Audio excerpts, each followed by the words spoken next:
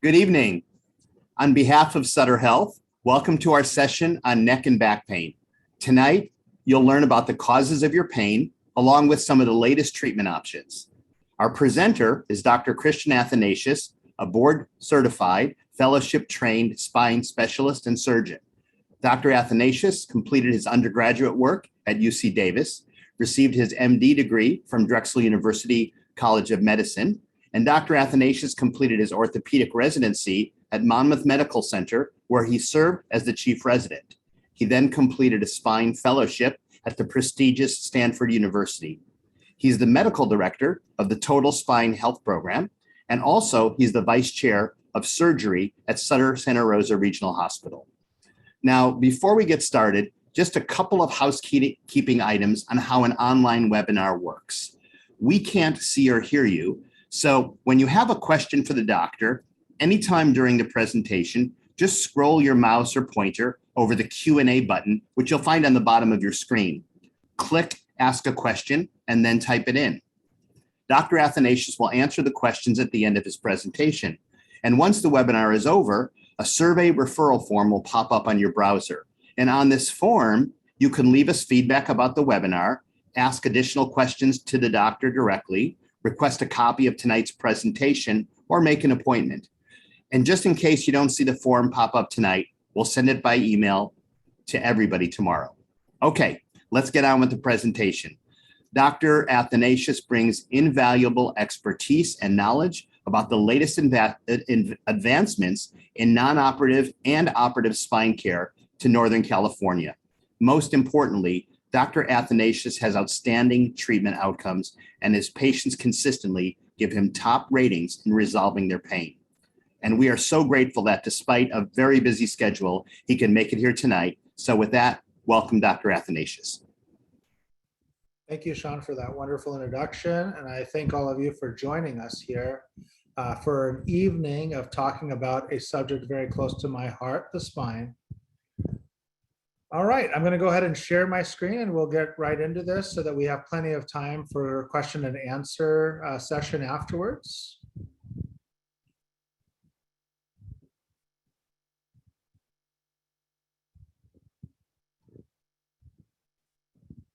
All right, so what most people like to hear is that, with time and we have become a little less invasive in terms of spine surgery.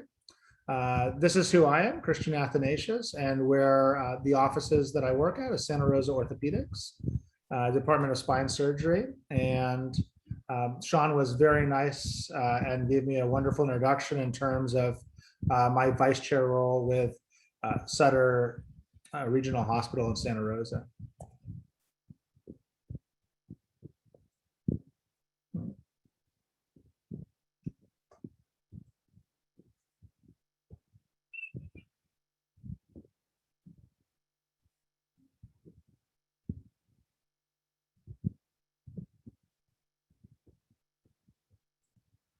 All right. So a little bit about myself. Most doctors that perform spine surgery have either done an orthopedic spine residency or and fellowship, or have done a neurosurgery residency, and some of them have done further training in neurosurgery and spine surgery. So a little bit about my practice. It's a private practice, which is based at 3 different locations. One is in Santa Rosa next to Sutter Hospital. The second one is in right next to Memorial Hospital. And the third is in Petaluma, right next to Petaluma Valley Hospital. And our goal is to provide excellent care and support for spine needs within Sonoma County. The spine is made up of 3 different curvatures and 3 different sections. The cervical spine, which is at the very top, consists of the area that we know commonly as the neck. The thoracic spine, which is the area of the chest cavity, not very mobile. The lumbar spine, which is the lower back, and the sacrum, which everyone knows is the tailbone or your sit bone there. Most of the problems that develop within the spine in terms of degenerative disease or pain come from the cervical spine or the lumbar spine, because they're the areas of the spine that are most mobile. The spinal column has a number of bones in it. Within the more common areas that are affected, the cervical spine has 7 bones and the lumbar spine has 5 bones. Thoracic has 12. And with each thoracic segment, there's a rib that branches off on both the left and the right side.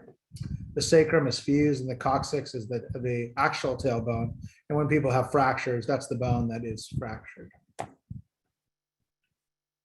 Here we have a side view of the spine, all the way from where the head would be to the tip of the tailbone there, the coccyx. And this is a side view. And you can see here those curvatures. So the cervical spine curves one direction, the thoracic curves the other way, and the lumbar spine is the contralateral way or reciprocal way, giving us very nice spinal balance and allowing us to sit upright.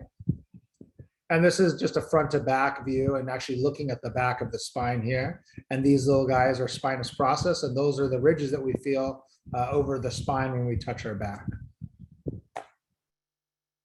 So there's different ways to describe spinal pain. There's axial back pain, which is pain that just has to do with pain directly in the back. Radicular pain, which has to do with pain that radiates. So a person that describes sciatica is describing a radiculopathy or radicular pain or disease that has to do with the nerve roots.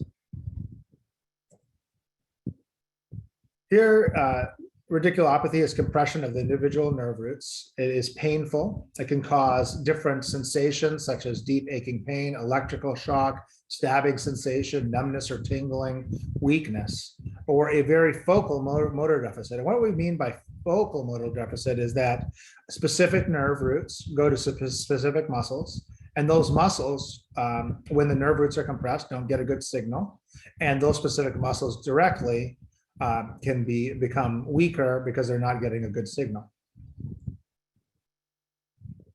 Here, this is what we call a dermatomal map. So just like nerves give us sensation, when they're irritated, they give us pain. So in the same areas where they give sensation, so for instance, a C6 nerve root has a pain over the outside of the shoulder there and goes down to the thumb. So a person that's getting some compression in the C6 nerve root may feel pain that radiates from the neck down over the forearm and to the thumb. They may have numbness or tingling in that region as well. And if we're talking about the lower back here, you could see that, for instance, if someone has pinching of the L5 nerve root or the L4 nerve root or the S1 nerve root, those are all nerves that come together to form the sciatic nerve. And you could see that the pain would radiate down over the buttock area, down over the lateral thigh, and down the leg to the foot. And that would cause what we term sciatica. So just starting with the neck, we're just going to go over some of the very common levels where people have arthritis and what nerve would be affected, what muscle would be affected to that nerve, and where would someone feel numbness and tingling if that nerve was affected. So say somebody had a herniated disc in their neck at the C4, C5 level, they would have a C5 nerve problem if there was compression on the C5 nerve. Their ability to raise their shoulder or flex their shoulder forward would be weakened.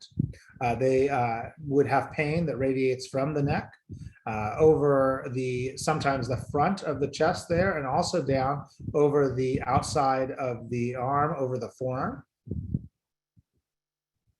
Now, if we go ahead and march ourselves down, so if we're talking about C4, C5, that level is closer to the head than the C5, C6 level. So we're marching our way down the neck. And at the C5, C6 level, that would affect the C6 nerve root. If there was a herniation or a problem with C5, C6, that would cause a problem with flexing the elbow, flexing or extending the wrist. This would also cause pain to radiate down over the outside of the shoulder, outside of the forearm, all the way to the thumb. And people sometimes come in and they say, you know, I can't feel my thumb or the outside of my forearm. It's densely numb and I feel weakness in my arm. And when you go to examine them, they have a problem with flexing their elbow or extending their wrist. And as we go farther down the cervical spine, the C6, C7 level, a herniation or an arthritic problem at this level would cause a C7 nerve problem and or radiculopathy, which would mean inflammation or compression of a nerve root. And that affects the triceps muscle, and it also affects flexion of the wrist or bringing the wrist towards you. And this would cause pain to radiate across the neck, down across the back of the arm, and to the second and third finger. This would also affect the ability to extend the elbow as well. A C7T1 problem would affect the C8 nerve. And so I know everyone's kind of getting the idea of it. So just like all the other nerve roots that we discussed, this would affect gripping of the hand and also would cause pain, numbness, and tingling in the fourth and fifth digits. So before we talked about compression of the nerve root, now we would talk about a much more serious problem, which would be myelopathy or compression of the spinal cord. So myelopathy is compression of the spinal cord causing an upper motor dysfunction and sometimes can even cause a problem with balance or walking. This is very important to realize because if somebody has severe pain in the neck, they're having problems with their handwriting, they're dropping objects, they feel that they're walking with a broad-based gait, or they just can't control their feet, or they don't know where they are in space. This could be a very serious problem that has to do with compression of the spinal cord, either in the cervical spine or neck, or in the thoracic spine, which is the portion of the spine around the thoracic cavity. So a person may not even have pain. They may just say, it's just very strange, you know, I don't drink, or I don't know why I'm having a problem buttoning my shirt. And the spine surgeon, or hopefully the medicine doctor or family practice doctor who's seeing them and hearing these complaints becomes aware of this issue and does an MRI of the cervical spine, maybe the thoracic spine, and hopefully sends the patient to come see me so we can catch this early and take care of the problem early. So we talked about the thoracic region a little bit. This is the area of the spine that is not mobile. There can still be problems here. Arthritis can develop, herniations can develop.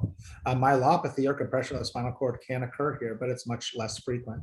The thoracic region is much more common to have problems with metastatic cancer, such as prostate cancer can definitely reach the bones, and the most common area in the spine where it can metastasize or spread to would be the thoracic spine. The thoracic spine is made up of 12 vertebrae. We spoke about the fact that the first 10 ribs are attached, and there's floating ribs down below. We kind of talked about what we want to speak about with the thoracic spine. Like I said, the majority of arthritic type degenerative changes that cause problems are in the cervical or the lumbar spine. So now we'll move on to the lumbar region. So there are 5 vertebrae attached to the lumbar spine, and then there's the sacrum. The most common areas affected within the lumbar spine are L4, L5, and L5S1. And here we'll just go through some very just brief anatomy. It's not so important for you guys to know, but if you're just looking at someone's spine, here's their hip. This is called the transverse process, the spinous process, the laminis here, and the facet joints are here. So if you just kind of keep an idea of if someone has a herniation, you would probably need to remove some of the bone here on the corner, move the dural sac out of the way, or where the nerve roots are, because the spinal canal is here. And then you would be able to expose and see the disc segment, and you can see that as a white line here, a white line here, and a white line here.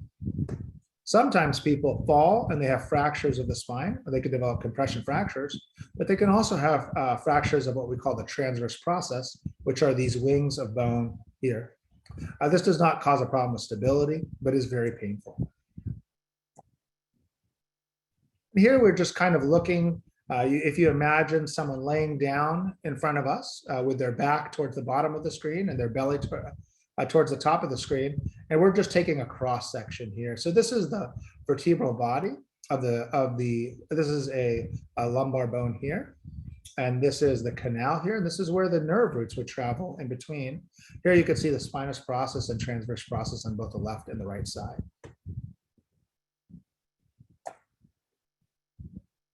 Here's the sacrum. And as we spoke about, the lumbar spine sits right above the sacrum. And the sacrum attaches to the pelvis, and the pelvis attaches to the legs. So together, this all gives us a uniform and balanced skeleton. And this is the way that our spine attaches to our pelvis and our legs and is connected to the rest of our body. The disc is made up of two different portions. It's very important to kind of think about that because there's an outside portion, which is called the fibrous layer or the annulus fibrosus. This area actually has nerve endings, and when there's a tear in this, the nerve endings here, this can cause back pain, which is quite severe. Additionally, there is an area in the middle called the nucleus, or it's a gelatinous layer, which is made up of mostly water, called the nucleus pulposus. When we speak about a herniated disc, the herniation from the inside, the nucleus pulposus, will herniate through the annulus fibrosus, which is the outside annular layer. And this nucleus will hit the nerve in the nerve canal, cause pain, release chemicals, which cause pain. And the annulus being torn alone can cause direct pain because there are nerve endings there as well. This is a side view here of our lumbar spine. So we looked at the lumbar spine in cross section. And this is kind of looking at it from the side. So you can see here the spinal canal, which is right here. And here you can see the nerve roots, which exit at each level, and the disc here. So you could imagine if the disc was herniated, it could push within the canal here, or it could herniate out and hit the nerve roots here, all of which could cause pain in a very specific distribution. So there's different treatments for spine pain. It really depends what kind of pain do you have before, what kind of symptoms do you have? Is there weakness, numbness, or tingling? And we start at the very basics, anti-inflammatories, physical therapy, epidural injections, and maybe bracing.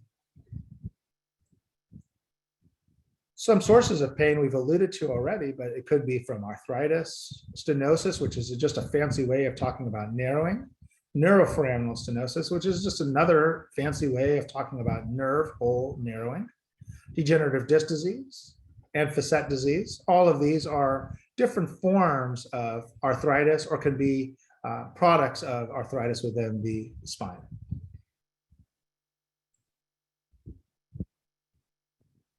So we start out with a simple evaluation of the spine. We listen to what the patient has to say, which is the subjective portion of our exam. We go ahead and check sensation, strength, listen for things in the history like loss of balance, loss of dexterity, and we get an idea of what is our patient's functional status, where were they a week ago, a month ago before they had these symptoms, and where are they at now? Are they on a downward trend or an upward trend? All of those factors are very important to understand. Is this on its way to getting better? Is this getting worse? Do we need to intervene? So part of the treatment is just education sometimes. 60 to 80% of people that have back pain, neck pain, arm pain, leg pain, they get better. They get better with time. They get better with anti-inflammatories, rest, activity modification. So sometimes it's just good to have some education to understand what are these symptoms? What are the symptoms that are worrisome? And when do I need to seek treatment? Exercise has to do with understanding what is safe for the back, core strengthening, keeping a person's weight down. All of those are very, very beneficial in terms of allowing for the back to be healthy and to stay healthy. And some of these other modalities here, such as manual therapy, are ways that physical therapists may treat. And physical therapists will also check for subjective strength, and they will look for loss of balance, loss of dexterity. All of these things are part of the educational aspect that help our patients understand what is dangerous, what needs treatment, and what doesn't. Some treatments that physical therapists do are outlined here, such as joint mobilization, scar mobilization after surgery, soft tissue techniques. And here are some other modalities that physical therapists have, such as electrical stimulation, ultrasound, heat, ice, and taping. We have a physical therapy office in the Sutter building on the 3rd floor. And we also have a physical therapy office in Petaluma across from Petaluma Valley Hospital. Minimally invasive spine surgery. So it's exactly what it sounds like. We try to make the smallest incision we can, get the most done out of that small incision, minimize the bleeding, decrease our blood loss, increase our patient's functionality, and decrease the amount of morbidity or pain and functional delay that they have to get back to recovery and improve. So there are different types of neck surgery, and they address different problems. So like we've talked about, there could be a problem with the nerve root. There can be a problem with the spinal cord. There can be a problem with arthritis within the facet joint, or a problem with arthritis within the disc. The most common neck surgery by far is a ACDF. So an anterior cervical discectomy fusion, and some people use the term emplating. The goal here is not to put in the inner body cage or put the plate there, but is to open up the space between the bones, visualize with a microscope, and free the nerve roots and the spinal cord so there's no longer compression. Once this is done, a cage is placed, or inner body spacer is placed between the vertebral bodies, and a plate and screws is used to hold there to allow for a fusion to take. And as you can see here, this person has had a very nice restoration in height, and there is space between the bones, which means most likely the nerve roots have space as well. Here, this is a more serious problem that we spoke about, this myelopathic or spine compression problem. Here we can see that there is compression of the spine at the C5, C6 level. This would cause a problem below the spinal cord, and you can even see that there is some bruising here of the spinal cord at C5, C6. And this shows the treatment for this problem here. Once again, removal of that disc, removal of the compression on the spinal cord, placing a spacer there, and placing a plate and screws, and waiting for the fusion to occur. This is a larger fusion construct here, and with the amount of levels that are addressed and more surgical time, there can be difficulty swallowing after the procedure. It is rarely permanent. There can also be a problem with voice, also rarely permanent. The gold standard for spinal procedures is through the front, which is called the standard Smith-Robinson approach. So now we'll move on to back surgery. I just kind of focused on the most common neck surgeries. Now, a person can have a surgery from the back of the neck. They can have fusion and screws placed in the back of the neck. But for common degenerative disease, most 90% of problems can be addressed through an anterior cervical discectomy and fusion. So here we're just looking at the different things that can occur within the lumbar spine. So we could see here that a person can have a disc degeneration, which is loss of the disc hydration, loss of disc height. And if you imagine if the disc was to lose enough height here and come closer together, then the nerve, which travels out of here, could be compressed, and that could cause pain, motor weakness as well. A bulging disc is just a smaller form of a herniated disc. And here, if you look very carefully, you could tell that there is an inside gelatinous layer and an outside hard layer or fibrous layer, which has been torn through. And this herniation is pushing on the spinal canal or the nerve roots. There's also thinning discs, which is very similar to degenerative discs, and disc degeneration with what we call osteophytes, or this overgrowth of bone here. So with these disc herniations, a very common treatment is a microdiscectomy to remove the fragment of the disc out of the canal. And there's no spacer that's placed afterwards. This is just to treat the compression on the nerve root and the compression on the nerves within the spinal canal.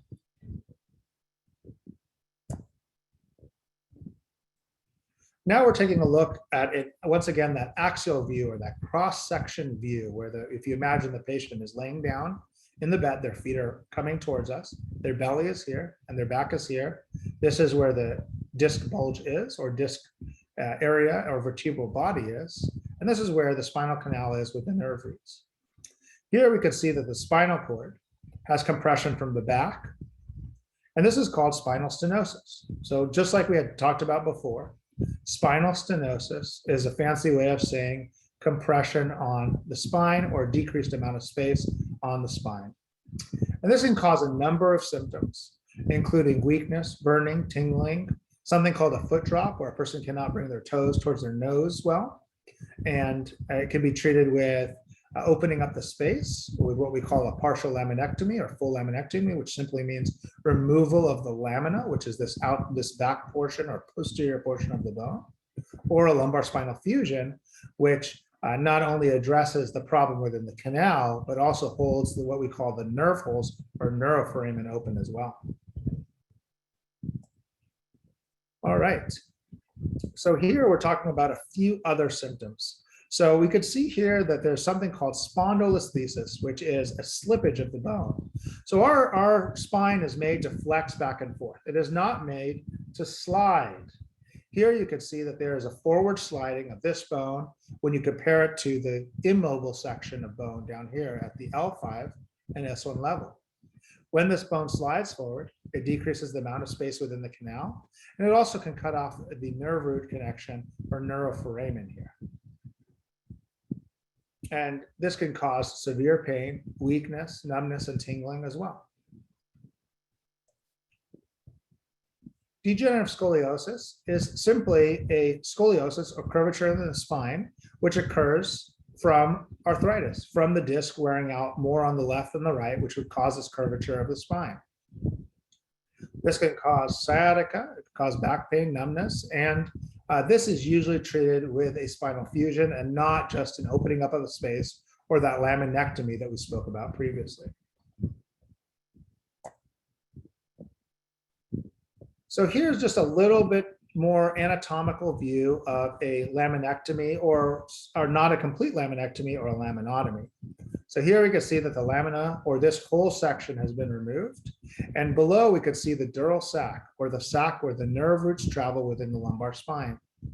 Here, this is a laminotomy, which means the full lamina has not been removed, just enough so that we can see the area that we need to see to decompress or take the disc fragment out. This type of surgery allows for the patient to be just a day-stay procedure and to go home the same day, up and walking on the same day. And usually patients have a recovery sometime between 2 to 6 weeks where they're feeling much better, decreased pain, and not requiring any pain medication. Microdiscectomy is a similar idea, except the whole idea here is not only are we removing bone from the back, but our goal is to remove this disc fragment. Here you could see this axial view or cross-sectional view again. There's a herniated disc here, and this appears to be the L5 S1 level. So this would affect the S1 nerve. This would cause pain to radiate down over the buttock, down to the foot. So as you can see, the exposure would be to move the muscle out of the way here, remove some of the bone here and the bone here, and move the dural sac very gently to the side and remove the disc here. Once again, this post-operative care for a patient like this would be a day-stay procedure, go home the same day, and it's outpatient surgery, up and walking on the day of surgery. And here, this is kind of putting together all of the disease that we talked about. So we talked about our degenerative spondylolisthesis, which was that sliding that we have between the bones. The next one would be degenerative spondylolisthesis with stenosis. So that's narrowing with the sliding.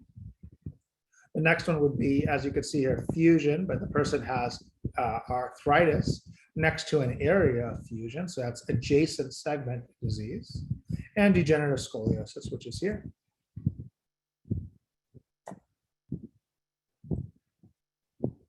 So we talked about the goals for our minimally invasive spinal surgery. And the advantages of minimally invasive spinal surgery is lower infection rate, decreased complication rate, able to get the patient up and out of the hospital sooner, up and walking sooner, and back to their normal life sooner. There's many different ways to approach a surgery within the lumbar spine.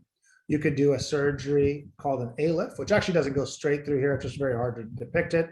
that uses the sac that the intestines live in, and we go into the retroperitoneal space and can place interbody spacers in that spot. We can go directly from the side, called an XLIF, or a direct lateral interbody fusion, or if you use the trademark name by NuVasive, an extreme lateral interbody fusion, a PLIF, which is a posterior lumbar interbody fusion, and a TLIF is a transverse lumbar interbody fusion. I will go through the pros and cons of each of these exposures and directions for surgery. All of these are techniques that we have in our wheelhouse, and each patient, we tailor the surgery directly for what they need. For instance, if a patient had a very big kidney surgery, it's probably not wise to do an ALIF.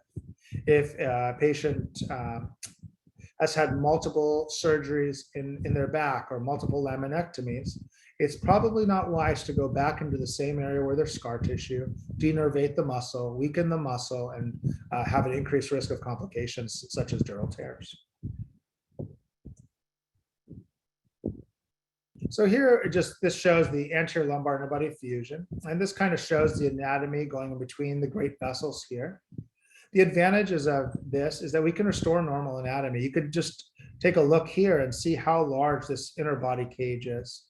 This allows for better restoration of height, better restoration of normal anatomy, which decreases the risk of adjacent segment disease, allows the patient to heal and fuse, decreases the risk of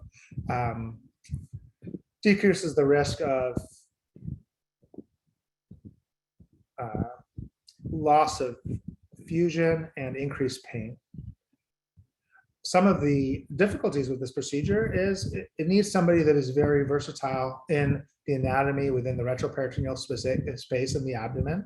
And lucky for us at Sutter, we have an excellent exposure surgeon who does probably hundreds of these in 1 year. Posterior lumbar interbody fusion. So this is, as you can see, a much smaller cage. So I would use this procedure if a patient maybe had a lot of abdominal surgery, had surgery with around or about the kidney, specifically on the left side. And this was the surgery that they needed, or we needed to do a wide decompression in the back, and this is the exposure that was available to us. This is not the go-to surgery for me because it does not restore normal anatomy. It does not decrease the risk of adjacent segment disease. It does not increase the vertebral body size and the amount of graft that we put in so that a patient can attain fusion. And once again, the first part of the surgery is we want to take the pressure off of the nerve. The second part of the surgery is restore normal anatomy. The third part of that surgery is to hold that normal anatomy in the appropriate position, allow for the fusion to take, so that the patient hopefully never has to go back for any further surgery. A TLIF is very similar to a posterior lumbar interbody fusion. The advantages are the same, very similar, and the challenges are the same. What you have to remember with all of these posterior-based alone procedures, there is denervation of the muscle, the recovery time, and there is an increased risk of back pain due to the disturbance of the muscles within the back. An extreme lateral interbody fusion or a direct lateral interbody fusion goes directly through the side. And this is possible for interbody spacers all the way from the thoracic spine to about the L5 level. This allows for a very large interbody cage, much like our ALIF, and allows us to avoid the blood vessel anatomy and other risks that occur from the front. However, L5S1 is not able to be accessed from this level, and sometimes L4, L5 is not able to be accessed from this level because of where the hip crest is, where the nerves live, and also the anatomy of the blood vessels as well. So when you look for a surgeon, you want to make sure that they are very well versed in doing these procedures. They understand the anatomy very well, and you really want to make sure that they do a very good number of these cases on a yearly basis. So here you could just take a look at the broad overview of the different size cages that we have here. So an XLIF is that lateral base procedure, which allows for placing a very nice interbody cage, usually avoiding the vasculature and decreasing the risk of complications there. However, is not possible at some L4, L5 levels and not at the L5, S1 level. The ALIF, which is the anterior base procedure, which does require a very experienced surgeon that is well versed in the anatomy, which we do have at Sutter, and allows for a very large interbody cage to be placed to restore normal anatomy and increase the patient's chance of forming a very solid, healthy fusion after the bones have been decompressed and the bones have been placed in the right position in an anatomically appropriate position. The PLIF and the TLIF, these are the surgeries that I use in a secondary stance if the other two surgeries here are contraindicated, because as you can see, the ability to restore normal anatomy is decreased, the ability to allow for a large amount of bone graft and secure a solid fusion is decreased here as well.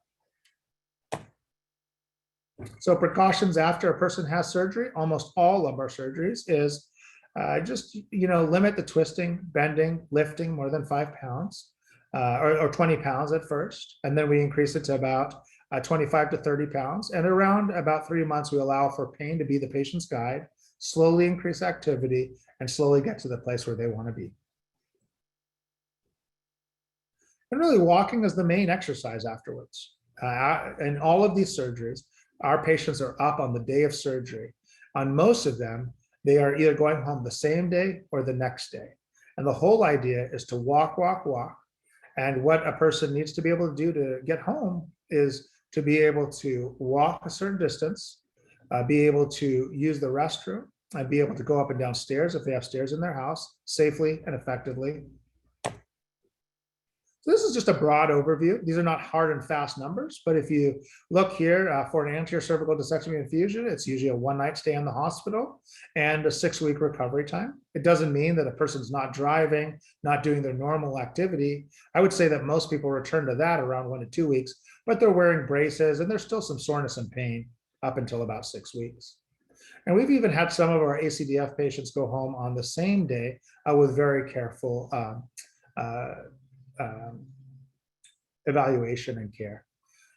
Microdecompression and microdiscectomy, 0 to 1 night in the hospital and about 4 weeks of recovery. And once again, these patients are up walking usually on the same day of surgery, driving somewhere between 3 to 7 days after surgery, doing most of their daily activities, and only requiring just someone to check in with them in the days shortly after surgery.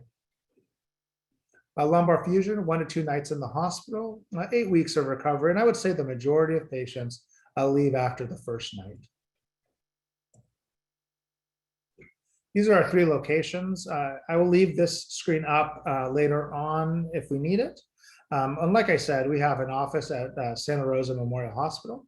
We have an office across from Sutter Santa Rosa Regional Hospital and also next to Petaluma Valley Hospital. We have 2 locations which have physical therapy, our location at the Sutter Santa Rosa location and our Petaluma Valley location also has physical therapy, where we have physical therapists that have PhDs and are very well versed in taking care of patients with spine problems.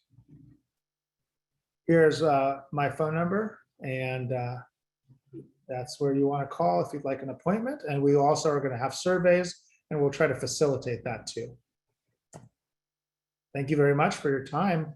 I really appreciate you guys allowing me to spend this wonderful dinner in your household. And I will now open it up for questions. Let me go back to the screen right here. Okay. Great. Thank you, Dr. Athanassious. We have a lot of good questions tonight, about 22 questions. Thank you for the great participation. Of course, thank you. Want to remind people that even when Dr. Athanassious is answering questions, if another one pops up in your head, just scroll the mouse or pointer over the Q&A button at the bottom, and you could ask questions, and we'll take as many as we can tonight. So with that, let's begin. All right, Dr. Athanassious, first question is, I have spinal stenosis. After 2 bilateral epidurals, there is partial pain relief. However, Is there an exercise that could further help to resolve the pain or another course of action? Yeah, so I would say that there's probably not an exercise that is going to give you a long-term improvement in your symptoms. So spinal stenosis, like I said, could be within the spinal canal. It can be within the neuroforamen. It sounds to me like you have some narrowing within the neuroforamen, which is what this bilateral epidural treats. Unfortunately, if you've had these symptoms for more than about 6 months, if you've tried physical therapy and epidural steroid injection, the chance that your body is going to be able to accommodate or recover on its own is low. So I would recommend just coming in for me to take a look at your MRI and your x-rays, and we would be able to then tailor an appropriate surgery for you.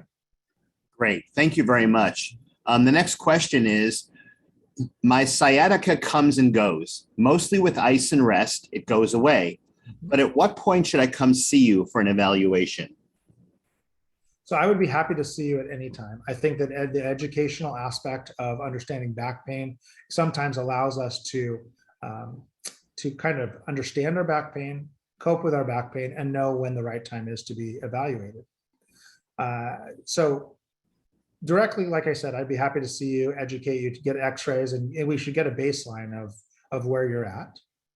But an absolute time to come in would be if you have severe pain that's not going away, numbness or tingling that is persistent, weakness in the legs.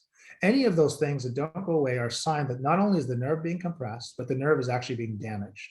We want to minimize that time because most of the surgeries we talk about open up the space for the spinal nerve roots or spinal cord, allow for the vascular flow or blood flow to come in, and for nutrition to get to the nerves. That part is all we can do. Only the body, your body, can actually heal the nerve after we do that aspect. So you don't want to leave it for too long. Great. Thank you very much. Next question is, I am 75 years old with degenerative scoliosis along with severe arthritis. I've had several fusions, but they haven't helped. Is there anything more that can be done? So once again, I'd love to just take a look and see what is going on and if there is an area of actual compression that directly relates to specific pain that you're experiencing. If there is, then we can address that. If there's not, I can help you get to a doctor who can treat your spine pain non-operatively, and they have different modalities of treatment that we can work on as well. Great. Thank you very much. Next question is, Dr. Athanassious, can you talk about injections for thoracic spine pain? Are they effective? So it really depends. A lot of people feel that their thoracic spine pain is coming from the thoracic spine. And like we talked about, the cervical spine is much more mobile. And a lot of people have pain that radiates from the cervical spine down to the thoracic spine or in between the scapula. So if it's relating to a cervical issue, then that needs to be evaluated and looked at with x-rays, MRIs, and an evaluation, physical examination. If it's directly thoracic spine pain, it really depends where is that pain coming from. There can be pain generator from the muscles just not being strong enough, not enough exercise, a deconditioning.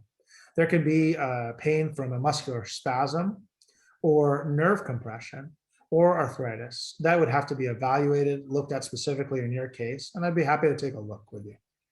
Great. Thank you very much. Next question is, I have pain in my neck. A neurosurgeon said they didn't want me to have a fusion because it would require further fusions down the road. Does that make any sense? So it doesn't make sense for me. So of course there is a risk of adjacent segment disease anytime that a person has a fusion. But what I tell my patients is we deal with the problem that we have today. Today, you have a problem with your neck and the neurosurgeon that saw you thinks that he understands or she understands the level and the area where the pain's coming from. Why would you not address that pain, restore normal anatomy, and if adjacent segment disease occurs and if it even becomes a clinical problem, you address it then. But that's not a necessity, and it's not guaranteed to happen. So it should be looked at specifically. It should be addressed if it's causing a problem to your quality of life. And if and when it ever causes a problem later on down the road, you address that then. It's like saying, why would I, treat my hip pain or my knee pain if I'm going to end up having ankle pain later? We don't know that's going to happen. It's not a guarantee. We should treat the problem we have at hand. Great. Thank you very much. I hope I'm going to pronounce this right, but the next question is, do you do cervical foraminotomies? I do cervical foraminotomies. It really depends if it's appropriate or not. There are very narrow indications for cervical foraminotomies, but I'd be happy to take a look and see if that indication is met. Very good. Next question is, thank you for this webinar. Very interesting, easy to understand, and informative. How can I get a copy of tonight's presentation? And I'll answer that one. There's a form that just pops up at the end. And if you don't get the form at the end, we'll send you an email tomorrow. Just click the link and check the box you want the presentation, and we'll email it to you directly. And you can watch it as many times as you'd like. All right, next person is, can you discuss, I'm going to try to pronounce this one too, vertebroplasty for compression fractures? Sure. So vertebroplasty, there's 3 different ways to treat a compression, well, 4 different ways to treat a compression fracture. The first way is treating with a brace, just stabilizing the patient and treating with a brace, giving pain medication, and allowing for the compression fracture to heal. The second part is, second way of treatment is a vertebroplasty, which is basically going in from the back, placing a cannula into the bone, and placing cement there to lock that bone in place, stop the motion of the bone, and allow for the bone to stop moving, and so the pain to improve. And it usually gives very effective improvement in pain. There are risks with vertebroplasty. The cement, as you can imagine, can go into the canal. It can go into the thoracic cavity. It is definitely possible that there are risks to that. And that's why I like to start with the least risk and see how that goes, such as a brace and pain medication. So there's a third way also. You can actually go in and put a cannula in there, open up a balloon, open up space, and then put cement into that space. That is a kyphoplasty, and that is meant to try to decrease the risk of the cement going in a place where you don't intend it to go. Once again, there is a risk there, and none of these procedures really restore the height or bring the bone back to its normal aspect. And the last way to treat a compression fracture, if it causes instability, if a person is really having a tough time, is with actually a fixation technique, a percutaneous screws, which are placed until the bone is healed, and then removal of those screws at a later time. That is the least likely and one that I treat. And as you would imagine, we would go in a stepwise fashion from least invasive to most invasive to get our patient to a comfortable position. Great, thank you very much. The next question is, I have a 25-year-old fusion with instrumentation anterior at L4-5, L3-4, currently causing some issues. C5, 6, and 7 was fused anterior 20 years ago. C4 and 5 intervertebral spacer was placed in April. I have severe pressure coming from T8. Working with Dr. Young here in Ukiah, where I live, my surgeries have been done at California Pacific Medical Center. Looking for options for T8. I have had workups in the last year for full spine, GI, and ENT. What would be possible surgical options if I became absolutely needing aiding and breathing at T8? So I would say that your case is pretty complicated. I think for me to give you an answer, from that information is going to require for me to actually take a look at those images. I would be very hesitant to do a 3rd or 4th surgery on your spine. It sounds like you are being very cautious. And I'd love to know what other treatment modalities you've had. I assume if you've been treated by Dr. Young, you've had some injections. I'd like to see, is it a herniation? Is it arthritis? What is actually causing this problem here? Great. And by the way, just want to remind people that they can schedule a consultation or even just inquire about one by using the form that pops up for email tomorrow. Next question is, I need to stretch and pop my neck every day so that it does not lock up. What could this be, and does this need to be evaluated? So I would say that if it's not causing any weakness, numbness, or tingling, and you don't have pain, it's not really a big deal. What it is probably your facet joints, which are the joints in the back of the neck, which are a little bit arthritic.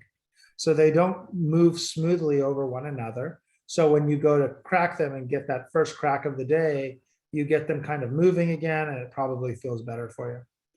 Once again, I would not, unless that is painful or causing numbness, tingling, or weakness, it's not something that needs to be evaluated.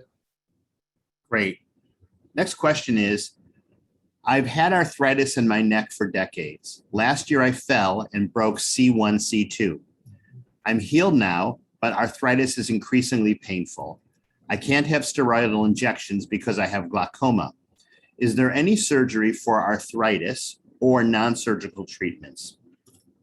So that is a very difficult problem. And the arthritis that you have, I would have to see where it is. Is it above your C1 level, which would be a very morbid procedure to treat that? Or is it below in other levels that were much more common, like C5, C6, or C6, C7? If it's there, your C1, C2 fracture really won't bother any sort of treatment that would occur there. So I'd be happy to take a look and see, where exactly is this arthritis? What are the symptoms that you have? And once again, tailor something specific for you. Great. Thank you very much. Next question is, can you do anything for a patient that has osteoporosis? I would not say that I would be the one to visit for osteoporosis. I would go to a rheumatologist or a primary care doctor who treats osteoporosis. Also, there are some places at UCSF that have endocrine centers where they treat severe osteoporosis. Great, thank you. Next question is, will an epidural injection help spondylolisthesis or just delay inevitable surgery?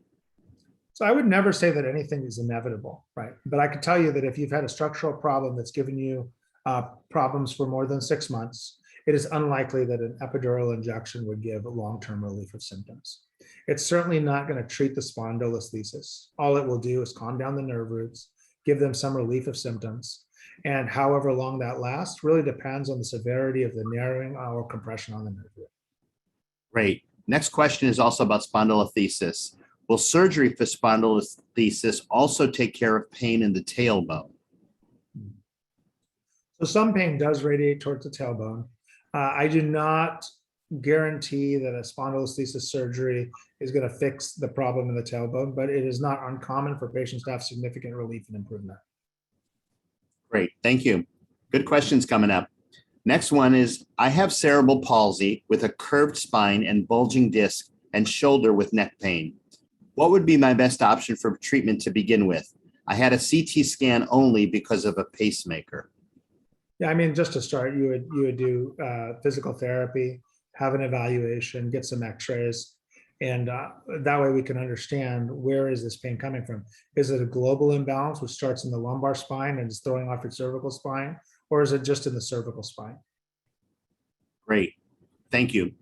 Next question is, what are some of the best anti-inflammatories that you recommend or prescribe?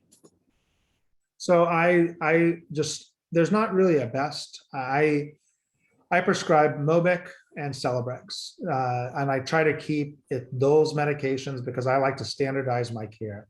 And like I said, I like to start with the least invasive and go to more invasive if needed.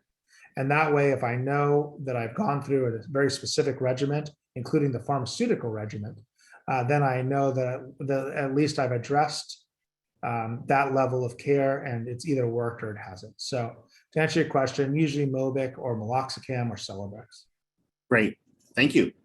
Next question is, what's the difference between a microlaminectomy and microlaminotomy, and are these the same as a regular laminectomy? Yeah, it's just kind of the way you say it. Microlaminotomy just means you haven't removed all of the lamina. I can tell you that the majority of decompressions that I do are laminotomies. I call them microdecompressions, and I say partial laminectomy because it's much more easy for the patient to understand because I'm not using spine jargon. So calling it micro or saying that it's just a laminotomy, it really depends. I mean, I would be specific with the surgeon. Ask him, how big do you think the incision is going to be? What is the recovery process? How long do your patients usually take to recover when they have the surgery? What is your impression? Do you think I need to stay at the hospital, or do you think I can leave the same day? All of those are very reasonable questions. Great, thank you. Next question is about exercise. You mentioned exercise. Are there particular exercises for overall back health? For example, is yoga better than Pilates? Is weightlifting better than stretching? What about rowing and cycling? Is there any exercise that's counterproductive? Right. So impact activities are counterproductive on the spine. I would say that you want to focus on core strengthening in a gentle manner. So Pilates would be perfectly fine. That's usually, really focusing on core, soft motions, but working on strength. Weightlifting, well, you probably shouldn't lift weights when you're in a sitting position, but having overall strength in the legs and the arms is also effective in terms of protecting the back and keeping the back strong as well. Great. Thank For you. a more specific, a tailored approach, it's very helpful to go to a physical therapist and do 1 or 2 evaluations, and they can help tailor at-home structural exercise for you as well. Great. Thank you.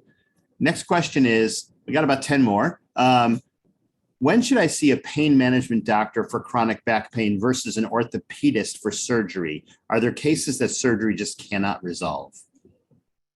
So what I always tell my patients is I would always like to be the first one to see them. And the reason that I say that is I'd like to know, is there a structural problem that I think I can fix? If there's a structural problem, then there's no guarantee, but there's a good chance that we can fix it. Let's fix it. We always can go to pain management modalities if a patient does not have complete relief of symptoms or enough relief for them to have a good quality of life. So there's not any hard and fast rules, but what I would say is go to the spine doctor or orthopedic spine doctor, let them evaluate your x-rays and your MRI. They don't have to indicate every single person that comes in their office for surgery.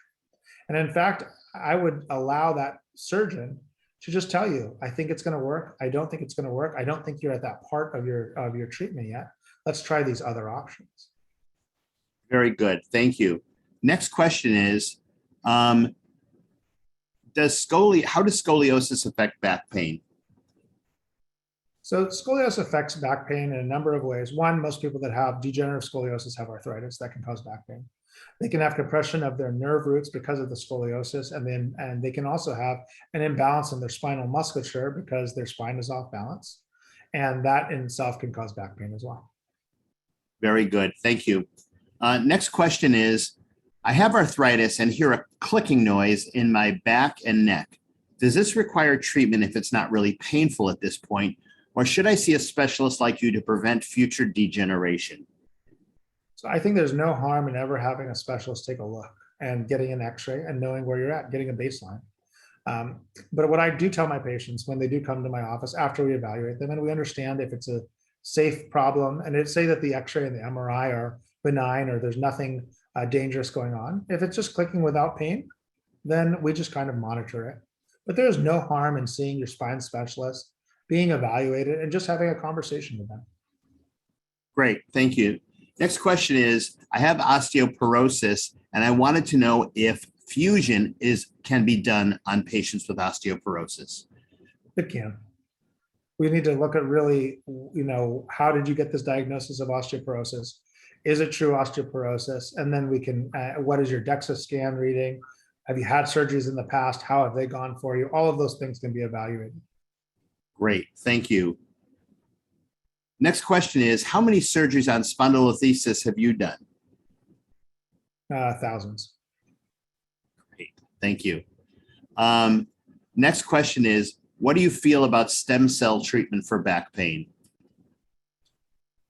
I have to have a little bit more specific information regarding that. I personally have not seen any specific data to show that it is effective. Great. Thank you.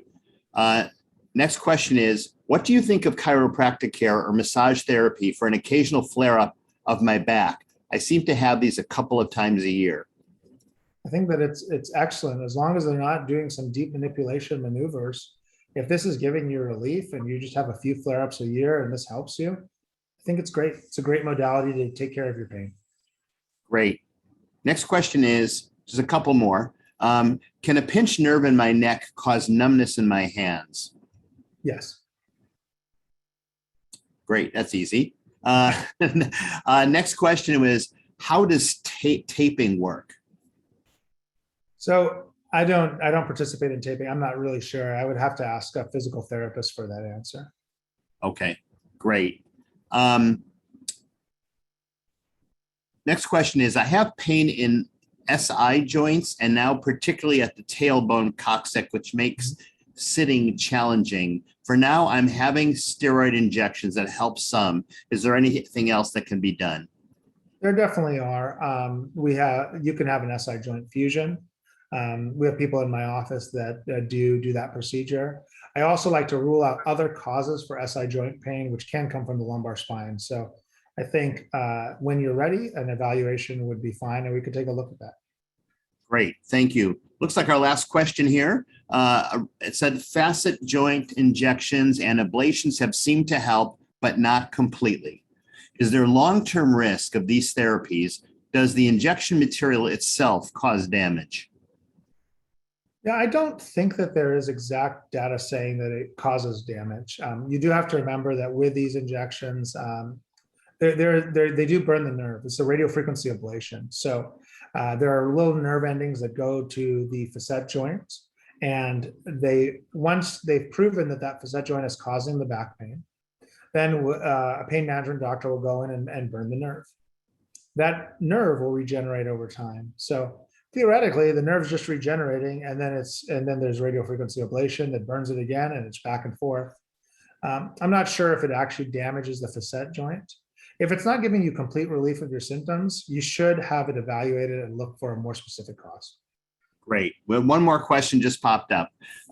If somebody has a herniation at C5, C6, why would carpal tunnel surgery be done before surgery to correct a hernia? So there's something called a double compression phenomena that can happen. So you got to think about nerves like water pipes.